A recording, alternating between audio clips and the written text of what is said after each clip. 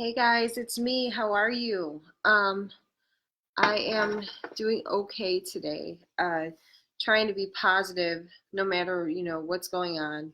So I'm wearing my bright colors and, put some makeup on, hopefully, fake it till you make it in my head, you know, being healthy or something.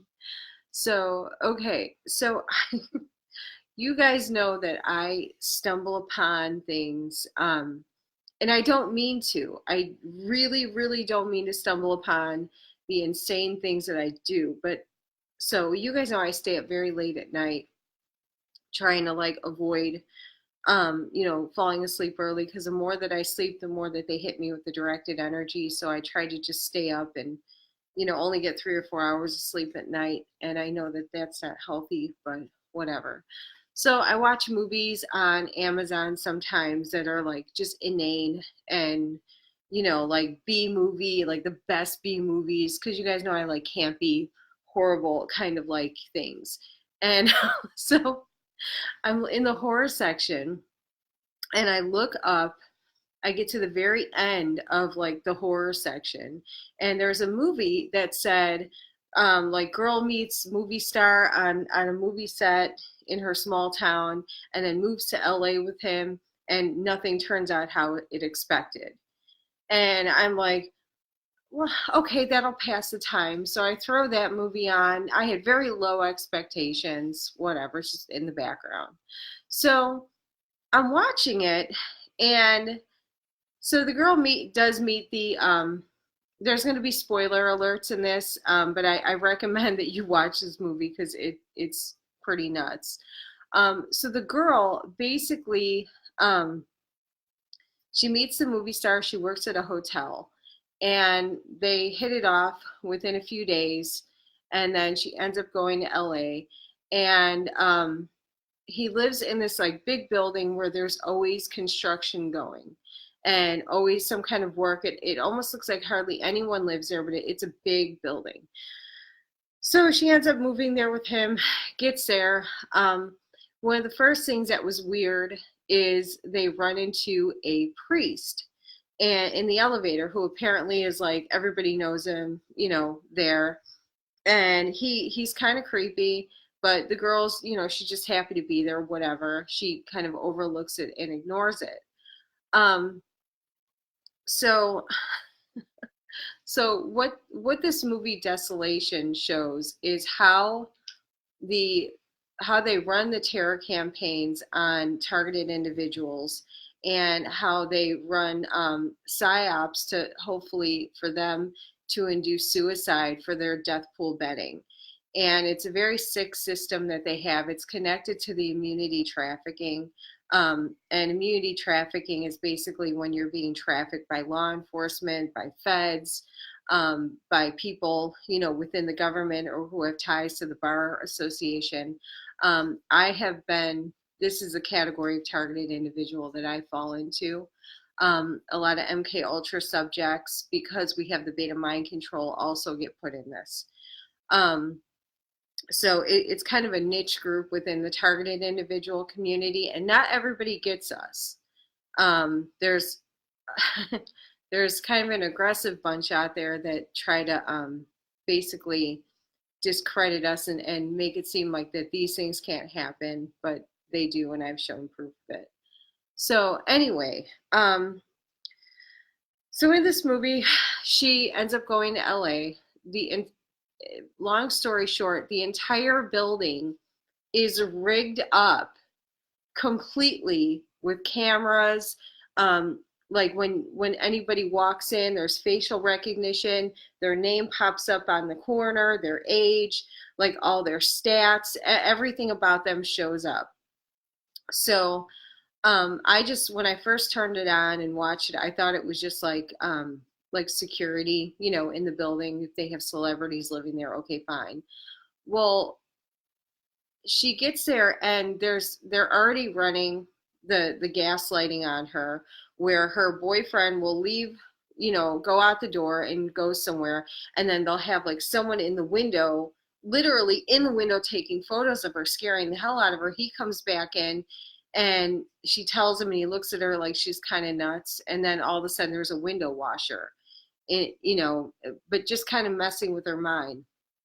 So there was a couple zingers in the movie where the priest, um, he basically would try to build a rapport with the girl, and he used his position, as clergy, to build up, trust in that.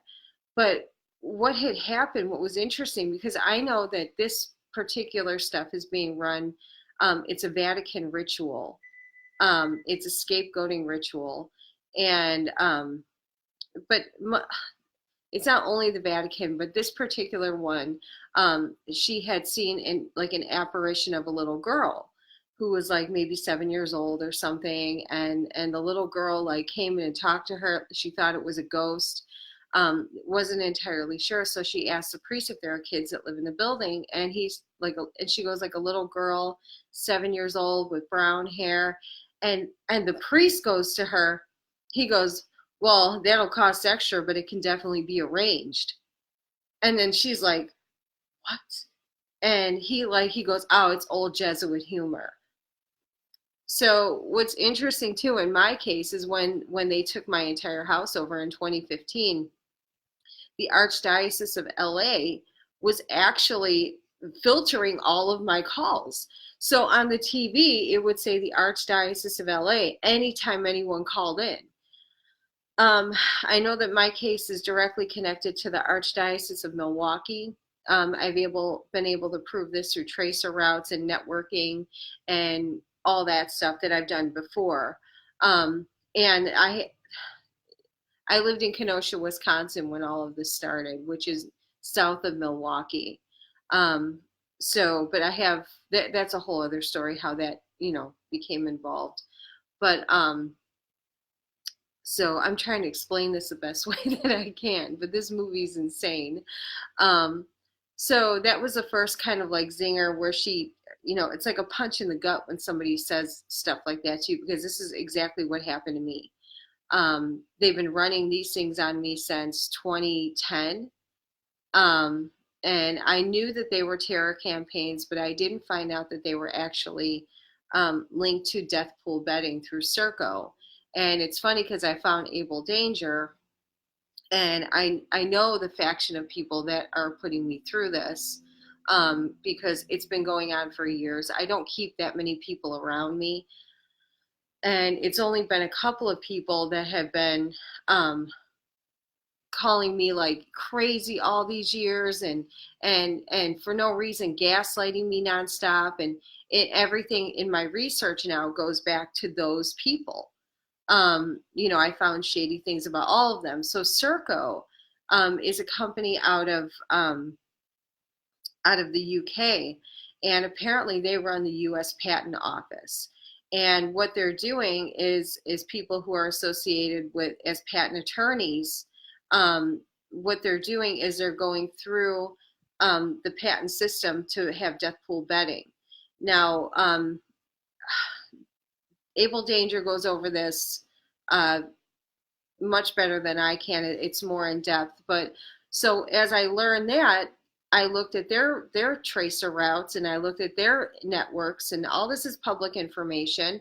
And I found that they were all connected, even the people that I knew were participating in this. And you know what I mean, within the government, from their personal email addresses and personal information, I was able to find IP addresses on them too. And then do a comparison, and I found all of them were connected together. I found that under Microsoft Azure, they have about 13 IP addresses that are police informants. And basically what they are doing is, I found it through Cook County sheriffs, because Cook County sheriffs have been a big issue for me. And I looked at their public information for their networking and all that, and you can go on DNSlytics and find that. And I found out that this particular chunk of 13 Microsoft IP addresses were police informants, and they were allowed to email on behalf of Cook County. sheriff's office. So I found the police informants, I found all that stuff. Um, and then from there, now this is before they thought that I would ever find anything. So they pretty much had it all out there, and and never thought anyone would put this together. But I did. Because I'm a little special when it comes to like intuition and just kind of finding things in pattern recognition and stuff. So so I found all that, and all the people that I knew participated in this, I was able to find through public information their email addresses, and guess what? They were all on those too. So the death pool betting, apparently it's just a group of wealthy people, and not even wealthy. I mean, the thugs do this too, and they for targeted individuals, they run the psyop on us, and then they bet whether or not they think that we're going to kill ourselves. I had somebody who came in my life last year, who was one of them, explain that it was like death. It was like fantasy football for targeted individuals, and they build their team. Based on like how people do fantasy football. Apparently we're traded like that. um it's pretty crazy. So anyway, back to the movie. Yes. So back to the movie. So basically this entire building is rigged up, and what they do is all of a sudden her boyfriend had to go on a movie shoot for 3 days, and she was going to be alone, and they had already profiled her even prior to as I watched the movie 4 times in a weekend, and every single time I watched it, I saw way more than I missed the first couple times. So, how it starts, apparently, there was a movie being shot in her small town of Elmira, New York. And she goes, her friend said it. And she goes, but I would have known if there was, wouldn't it be in the newspaper that there was going to be a movie shoot here? And she goes, that's weird. So the guy, the movie star, basically targeted her from the very beginning. He made efforts to insert himself into her life, and like kind of lure her in. Now I believe that she was already profiled through the immunity trafficker. She was a rape victim, and she had gotten pregnant from the rape and had gotten an abortion. And these sickos have a little bit of a fundamentalist, a misogynistic fundamentalist vibe about them. So the fact that she had gotten an abortion, she was considered a dirty woman, who was open for anything. Now, The Handmaid's Tale also has the same theme, where the women were targeted, the fertile women were targeted even prior to be handmaids, but they had almost a background that could be considered scarlet woman, like adultery, fornication, like any kind of like criminal background or something. Automatically, if they were fertile, automatically put them in the pool to be the handmaids. So there's a theme amongst these people where women who they consider to be scarlet kind of women or whatever, or who've done things. I mean, they could be perfectly nice women who are just maybe young or had situations and weren't as evolved as they are then. So basically, she was going to a psychiatrist, and in normal fashion, psychiatrists tried to pull her records up when they were in the office, and they couldn't find them. He goes, my iPad is hacked. Apparently, he goes, this is really weird. It's going really slow, and it seems to be hacked. And she didn't think anything of it. Kind of was like, yeah, whatever, I'm gonna go. And then like the next day she moved to LA with that guy, and then that whole thing started. But this is exactly what I've lived through. So once she's in the building, and once she realized that the priest with his Jesuit humor about molesting kids, was she realized he was unsafe, and to be careful. That was when they start to run the hard targeting on the victim. And what they do is they literally create a dome around you of just everything is compromised. She had a phone and she forgot. They conveniently were stealing things out of her bag. They Her medication was missing. She brought her bottles, but they took the pills out of her psych meds. So if people go off psych meds, they like abruptly they can have a breakdown, or major issues compounded with the fact that they're running a psyop on her. So they kind of they put chinks in her armor even before she got there. Then her phone was like an old kind of like a track phone, and they stole her charger. Now this is stuff that I found out the third time I viewed it, because at the time it just looks like normal coincidences, which it's supposed to. So then she went down the street to a cell phone place, got her charger, everything was fine. Well, she gets back to the apartment, or as she's coming back to the apartment, she's like noticing people like following her.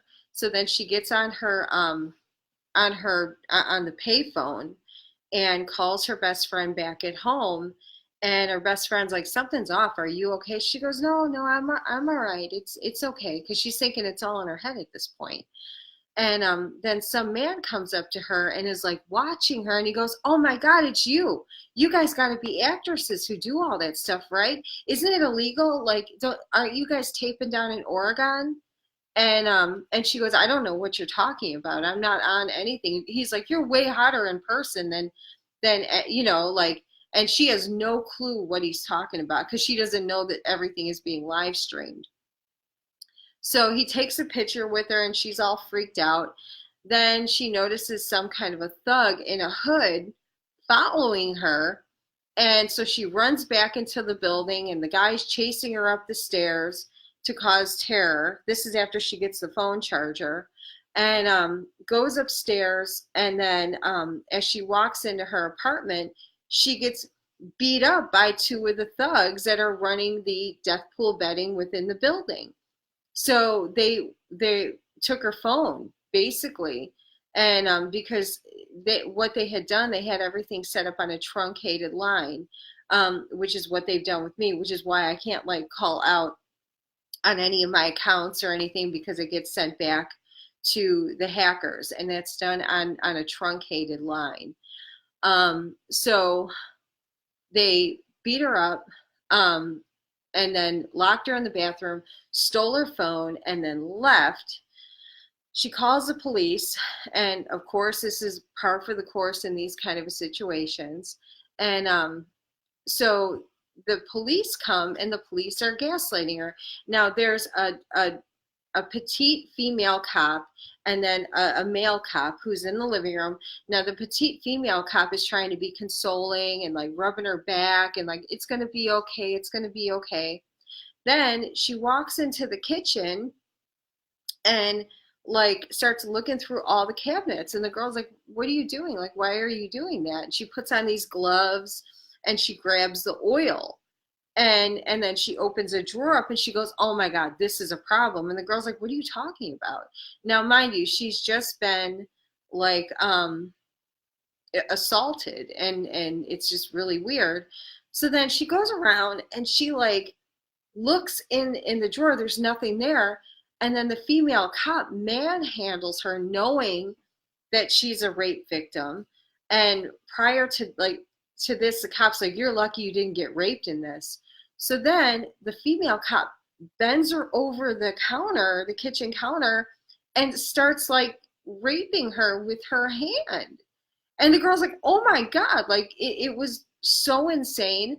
And the cop's like, just do it, just kill yourself already. And the girl's like thinking that she's with safety. Now this kind of shit happened with me too, where it was the cops running everything in my house. Flashlights in the window at 10:30 at night, right after I would go to bed. My neighbors were telling me that they were outside my house at 4:30 in the morning. Were you okay? These are neighbors who weren't involved in this. I had cops that that I would try to give reports to, and I would had all the information, everything, written out perfectly, very organized. And they like they would take it, but then they would have to go check in with the manager of the building to find out what to do with my case. And I'm thinking, what the fuck I'm like, what does she have to do with anything?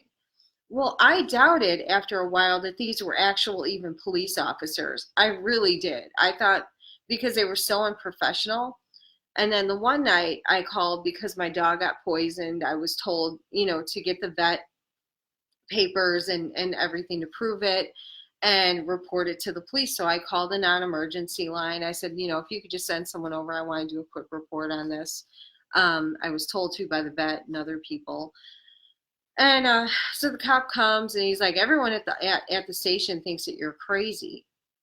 And I'm like, well, what are you talking about? Like, because you have all these electronic issues. And I'm like, well, that doesn't make me crazy. It means I'm being hacked. So then he gets on his cell phone, his personal cell phone, and texts somebody. And he texts the other police officer who had harassed me too. And so I'm trying to report a poisoning of my dog, and they both pull up and like corner me by by my fence. And the one, he goes, hey, do you remember me? I said, yeah, you took my report from my electronics. And he goes, that's not where you remember me from. And I was like, oh my God. And then the other cop, he goes, yeah, they should have given your dog chocolate to poison him. That would have worked better. And I'm just like, oh, what the fuck? And I'm like, you know what, guys? Thanks for nothing. Let's just end this here. And they were trying to get into my house. We want to see your dog. We want to see your dog. We want to see. And I'm like, the dog's been treated. So what they do as part of the psyop in the death pool betting and trying to make you kill yourself, they take away all of your safety to the point that you don't trust anybody around you, like the police officers, like anybody. So they just kind of break your entire world down where everywhere that you thought was a safety net, like your neighbors, all of a sudden you find out like half of them are involved, and then you find out like people that you've grown up with and you've loved know about what they're doing to you. So everything seems to just get chipped away and whatever. So in this movie, anywhere that she goes, you literally see it says Katie, age 30, and then like millions of dollars on the bottom for their death pool betting, and then it says rape victim, has had abortions, like all kinds of stuff, like her like all about her on the screen. And then there was other women in the building, they were running this on too, and then like their name Angela, 25, same thing.